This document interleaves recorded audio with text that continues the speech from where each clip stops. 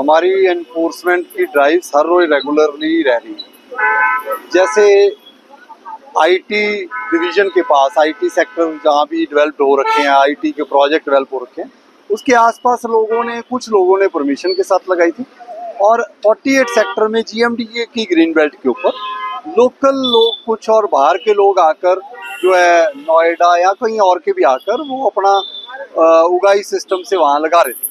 मैंने 2 बार उनको लोगों को समझाया, ये भी कह दिया कि जी आपकी परमिशन 2 महीने बाद मिलेगी, कोई दिक्कत नहीं, लेकिन आप सड़क से 10 फीट हट के लगे। उन्होंने 10 दिन मांगे, हम 1.5 महीने बाद आए। बीच में 2 बार फिर समझाया, लेकिन ना समझने पर ट्रैफिक की सिचुएशन में उन्होंने काफ़ी बाधा डाल रखी थी।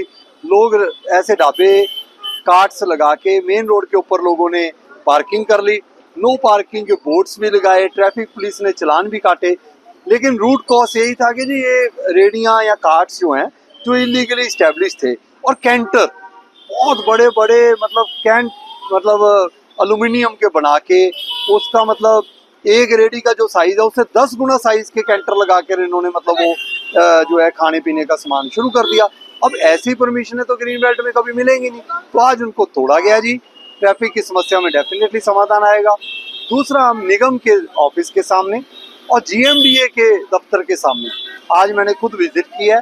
जो इलीगल जो एनक्रोचमेंट थी उसको हटाया गया। देखिए, हमारे ऑफिसर्स के बाहर भी अगर एनक्रोचमेंट होएगी तो हमारा मेन ये भी है कि हम उसको भी हटाएं।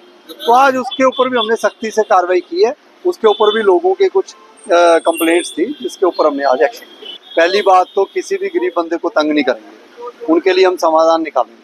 हम उनके ऊपर एक्शन ले रहे हैं जो 3 बार समझाने के बाद भी नहीं समझे, या जो लोकल लोग या कुछ माफिया जो पैसे उगाई कर रहे हैं।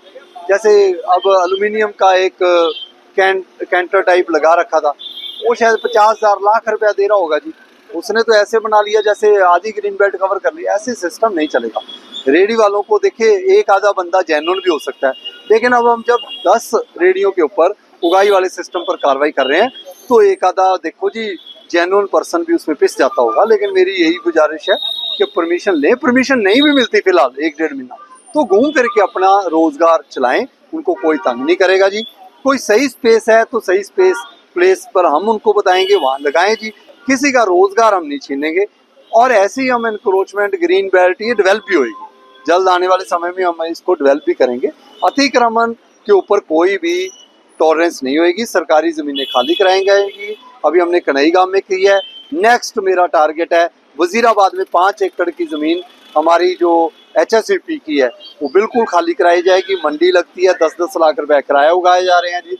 बिल्कुल ये सिस्टम नहीं चलेगा। देखिए, मैंने जो मीडिया के सामने ये कहा था कि अगर कोई बंदा हमारे नाम पर भी कुछ उगाई करता है तो कोई प्रूफ दें।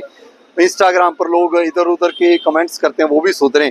तो मेरा ख्याल मैं मीडिया का धन्यवाद करूंगा कि लोगों तक ये जानकारी पहुंची है। और मेरा ख्याल अब शायद लोगों में अपने आप में सुधार आ जाएगा और कुछ काफ़ी आ भी गया होगा।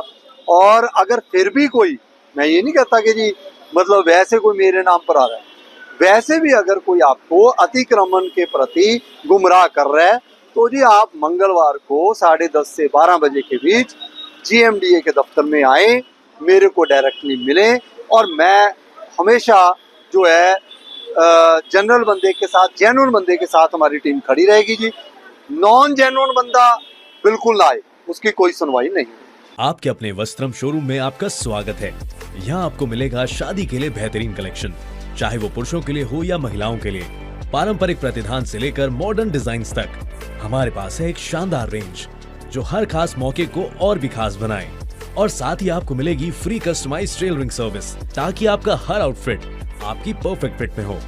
वस्त्रम शोरूम शहर के प्रमुख स्थानों से जुड़ा हुआ है, चाहे आप किसी भी दिशा से आ रहे हो।